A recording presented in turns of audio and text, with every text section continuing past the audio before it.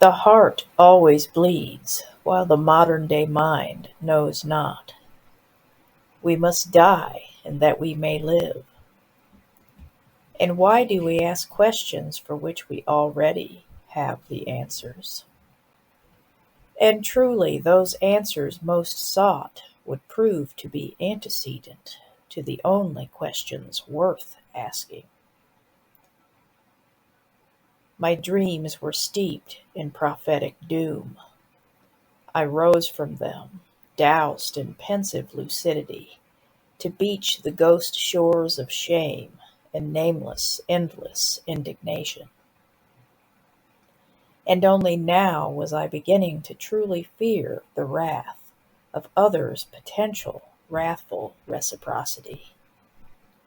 I knew that I must change or perish, for the armor had become too conspicuous, too heavy to bear. And truly, we are always the death of ourselves, forgetting all too easily and eagerly how to instead garner our courage and true strength from the nurturing but ironclad hands of reverent virtue and heart tenderness. But had I the courage to be soft and malleable in a world so quick to turn cruel at the slightest gesture of self-preservation, no matter how it is expressed? For when everyone bears sword and shield, this act becomes perceived as an act of defiance, a death wish, the stoicism of jesters and fools. For it seemed to be now that the only way to truly survive was to turn the other cheek. And I most definitely was not conditioned to this. Yet I knew that I must begin placing my faith in the saving graces of discretion and humility. Now, forgetting the self would become the basic tenet of and my means to the end of saving myself. For my former philosophy of unbridled mortal expression and puristic naturalism in the name of preaching freedom and transcendence now seemed the stuff of idiocy and delusion. For it had truly served the means only to the end of creating within my essence an inmost core of rabid toxicity and self-estrangement. Yet, in the Herculean grip of loss, alienation, and profound grief, had I still the resolve of will to kill this sickly beast? Had I the strength to stand apart with purity of heart? Just how far had I slipped? Was it enough by now that I would never completely sever ties with irreconcilable rage and disgust?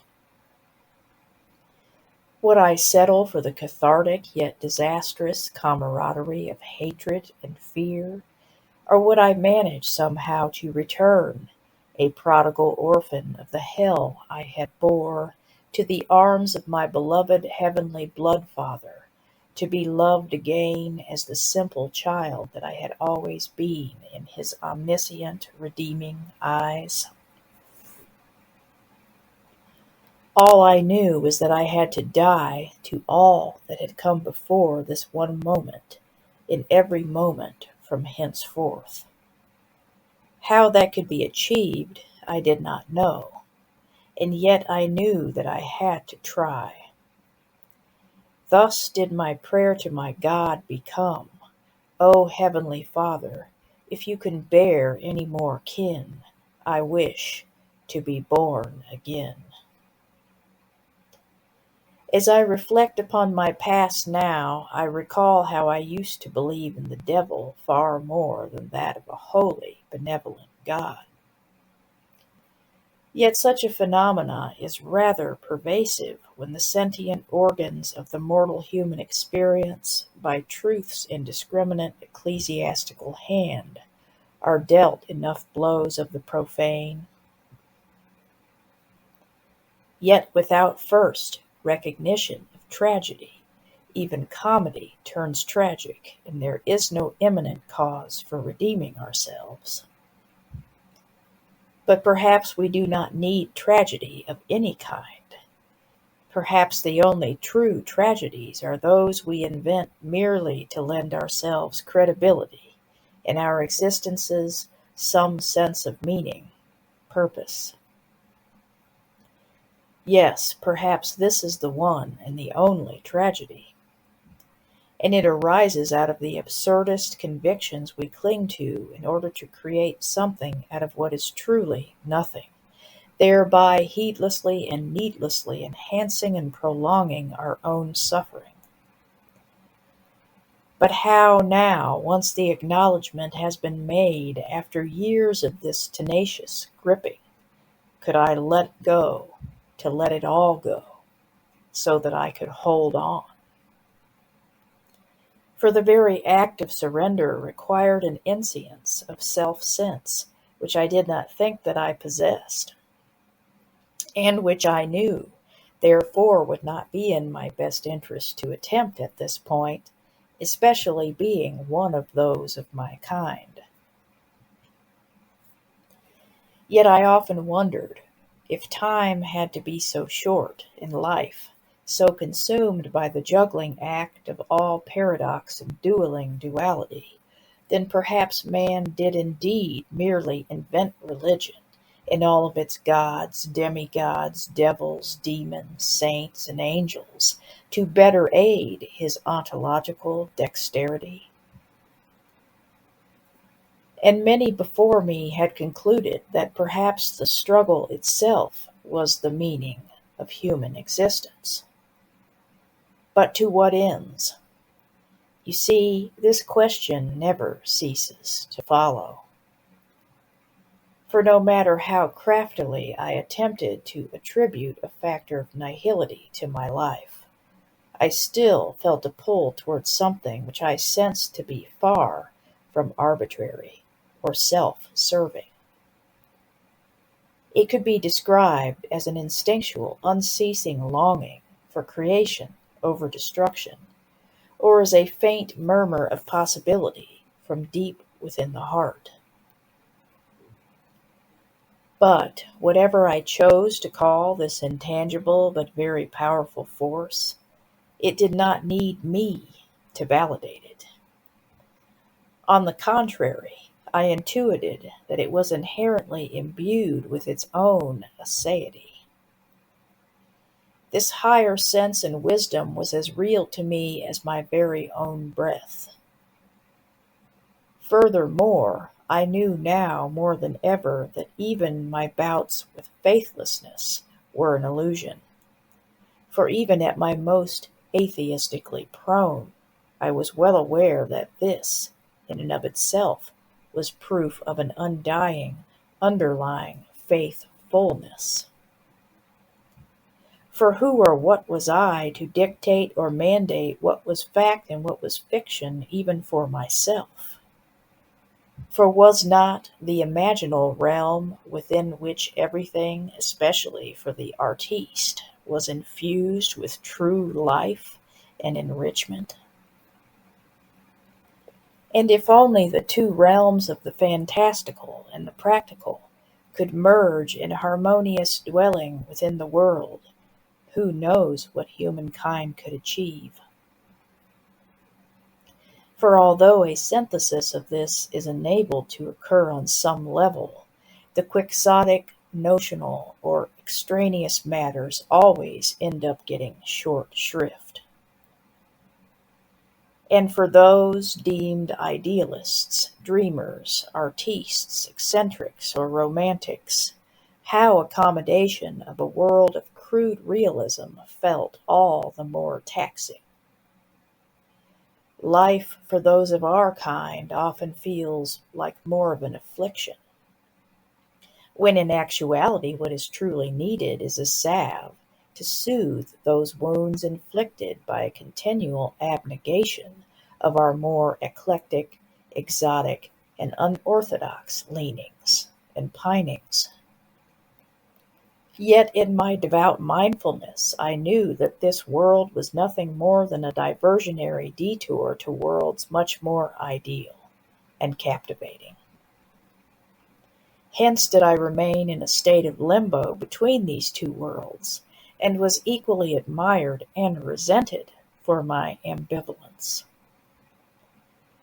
But even with just one foot in and one foot out, I knew that I would still find enough asylum to enclave me until such time as it was to return once and for all to my celestial nativity. For I believe that we are all orphans of that lost paradise, as well as being the potentially prodigal progeny of that grand dragon, Satan. For there truly is no limbo, no middle ground, no merely alive or dead. We may dwell in an either-or kind of state, but must still pretend that we can dwell cohabitantly within both at the same time. For how can heaven house hell, and hell house heaven? Although here upon this earth in these current incarnations this is very much the state of affairs. In nature, the lion never lies with the lamb, albeit in the form of dust and bone. Yet this comes down to mere conditioning, as the lamb wisely intuits for the sake of its own preservation to stay away from that lion's den. Yet with humankind such instinct cannot always be obeyed, and the lions of this world stay well fed, whilst the lambs amongst us remain malnourished. And, as it so often is observed, that which makes the Homo sapiens advantageous over all other species, namely his perspicacity, is also the genesis of all of his woes and potential endangerments. But if only we could feel our Creator's sense of compassion, loss, and sorrow for us, would we know just how deeply we are cherished and loved. And even I was beginning to see this, for the fog had lifted, and I could feel so clearly that love which I had held so dearly, unbeknownst even to myself. And I could even see just what I had been depriving myself of and how foolish it had all been. And just yesterday the mind had gritted its teeth, and the heart's muffled screams had gone unheeded, drowned out as they were by the black mosaic of fear, easeled as higher art within the sparse chambers of the Assyrian heart, obfuscating the masterfully crafted magnificence and beauty there beneath. It was joy, spawned by the matrix of that higher love, now being bathed within its baptismal meditations, cleansing the architectural artifices of all egoistic fortressing, erected in such wasteful haste, leaving the mind and heart with no more need for illusory, compulsive assertions to all those things which had taught me how to hang on to the one branch, sure to only bow and bend, but eventually snap in two from the weight of such self-pitying, petty-wedded laments. Yes, the fog had lifted, and I could not only see more clearly now, but most significantly could I feel with more resonance and clarity. And from henceforth would I make the first real commitment I had ever made in my life. From henceforth would I choose justice. From henceforth would I choose just like any other day, but much differently. Yes, from this day onward, despite the epic battle I knew lay before me, would I choose to embrace love. For love had flooded the desiccated crevices of my crumbling heart and my blackened soul, saturating them with the super-encumbrant, almost unbearable levity of true, deep, and abiding joy, freedom, and life. And I felt so foolish when I realized again just how much I had missed having shut love out, and just how much it had missed me. And I felt as if all of those times I had lived without love had all been some grand illusion, crafted solely by myself and the demons I had let enter into myself. I felt almost as if those loveless times weren't real at all, as if they were just spurious, random projections to keep me preoccupied until love and true life had found me, or rather, I had found them again.